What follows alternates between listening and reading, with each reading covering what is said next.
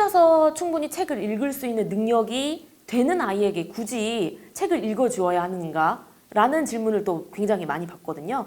이런 아이들을 두 부분으로 나눌 수 있을 것 같아요. 책을 읽을 줄 아는데 책을 좋아하는 아이, 책을 읽을 줄 아는데 책은 싫어하는 아이. 이렇게 두 부류로 나눌 수 있어요. 책을 읽을 줄 알면서 책을 좋아하는 아이에게는 듣는 독서가 아이의 독서력을 한층 레벨업 시켜줄 수 있는 도구가 될 수 있어요.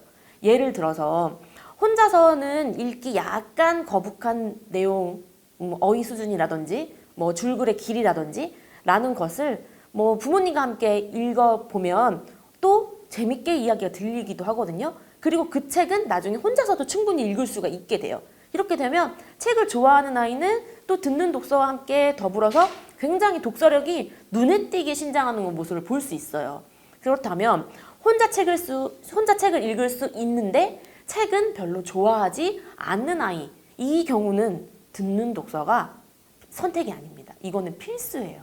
왜냐하면 책을 읽을 줄 아나 책을 좋아하지 않으면 절대로 책을 더더욱 펼치질 않아요. 아이들이 나는 책을 읽을 수 있어. 이것에 초점을 맞추기 때문에 그렇습니다.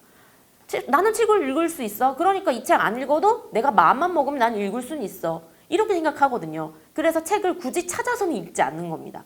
듣는 독서를 통해서 책을 좀 읽게 노출을 많이 시켜주면 그만큼 아이에게 독서에 대한 관심이라든지 그리고 배경 지식을 쌓는 어떤 도구로 사용될 수가 있습니다. 정말 책을 싫어하고 정말 거부하는 아이도 뭐 실제로 있어요. 저는 교실에서 이제 책을 2, 3일에 한 번은 아이들에게 읽어주는 편인데 정말로 심하게 거부하는 아이는 책상에 엎드려 있기도 하고요. 귀를 막고 있기도 해요. 정말로.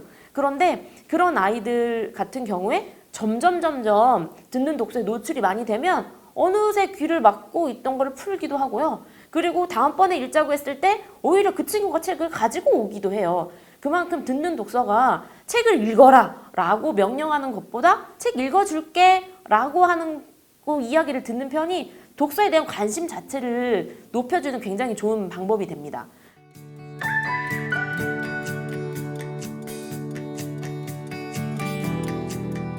책을 싫어하는 아이에게는 듣는 독서를 어떤 책으로 선택하느냐 이것도 굉장히 중요해요. 일단은 아이가 선택할 수 있게 선택권을 주는 것이 굉장히 좋습니다. 그러려면 책이 많은 곳으로 가야 해요. 책을 싫어하는 아이는 거의 집에 책이 많지가 않아요. 그러니까 집에서 책을 고르려고 하면 우리 집에는 재밌는 책이 없어. 이렇게 이야기를 하거든요.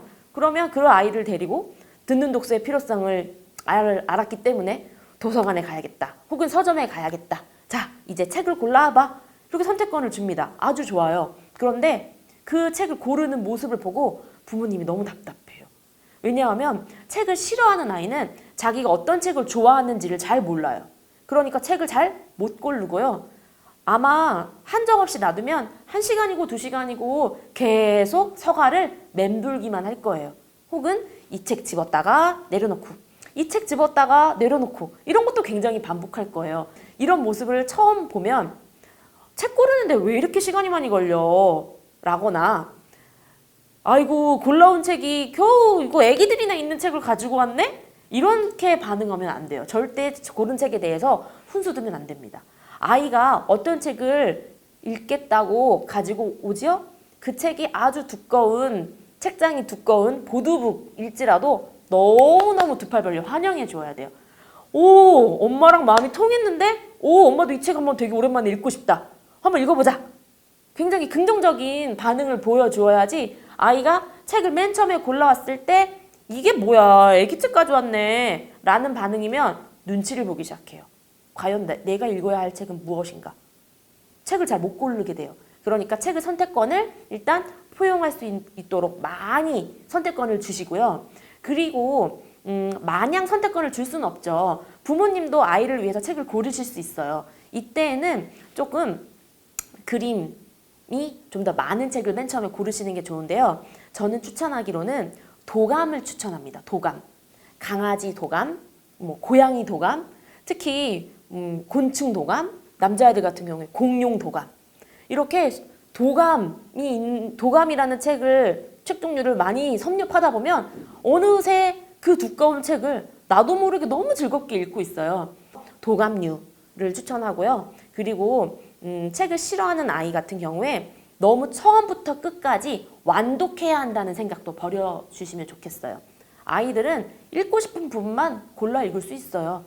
물론 처음부터 끝까지 읽어야 정독하는 거겠죠. 정독하고 이해를 완전히 자기 것으로 만들겠죠. 그런데 그건 책을 좋아하는 아이, 어느 정도 독서력이 다져진 아이에게 해당되는 것이고, 제가 지금 말씀드리는 건 독서력이 정말 부족하고 아직 책이 너무 싫은 아이에게는 처음부터 완독, 정독하려는 그거를 주입시키지 않았으면 좋겠습니다.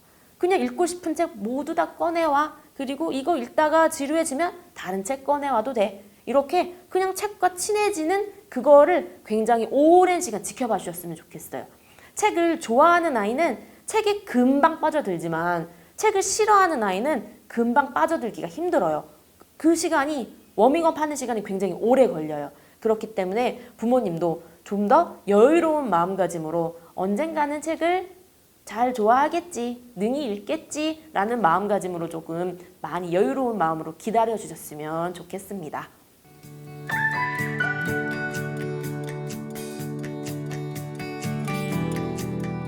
듣는 독서를 시작하려고 하면요, 굉장히 높은 목표를 만드시더라고요, 스스로. 나는 이제부터 아이에게 듣는 독서를 매일 시켜줄 것이다.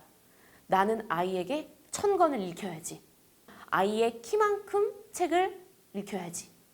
뭐 이런 식으로 굉장히 목표를 최대치로 잡으시는 경우가 있어요. 욕심을 내려놓으셨으면 좋겠어요. 최대치의 목표를 잡지 마시고 최소치의 목표를 잡으세요. 하루에 1권 읽어주어야지. 잠깐의 시간을 내어주어야지. 어려운 책을 읽어주지 않아도 좋아요. 아주 쉬운 책을 그냥 읽어주어야지. 그냥 어떤 걸 읽어주어야지 라는 정말 그 생각만 있으시면 좋겠어요. 하루에 내가 몇 권씩 읽었을 때 하루에 3권씩 읽으면 한 달이면 몇 권이겠지? 이렇게 최대치의 목표를 잡지 마세요. 그냥 내가 지킬 수 있는 범위만큼 약속을 본인과 하셔서 듣는 독서를 시작하시면 좋겠습니다. 이렇게 마음을 먹어도요, 생각보다 아이와 듣는 독서를 하는 일이 어려워요. 독서가 중요하다는 거는 저뿐만 아니라 모든 책, 서점만 나가도 쉽게 볼 수 있어요. 알아볼 수 있어요. 독서의 중요성은 이제 뭐 귀에 딱지가 앉을 정도로 많이 들어왔던 부분일 거라고 생각합니다. 하지만 그 알고 있는 것을 실천으로 옮기는 힘이 필요해요. 그래서 그 실천으로 옮기는 힘을 위해서는 엄마가 지치지 않아야 해요. 엄마가 정말 지치면 안 돼요.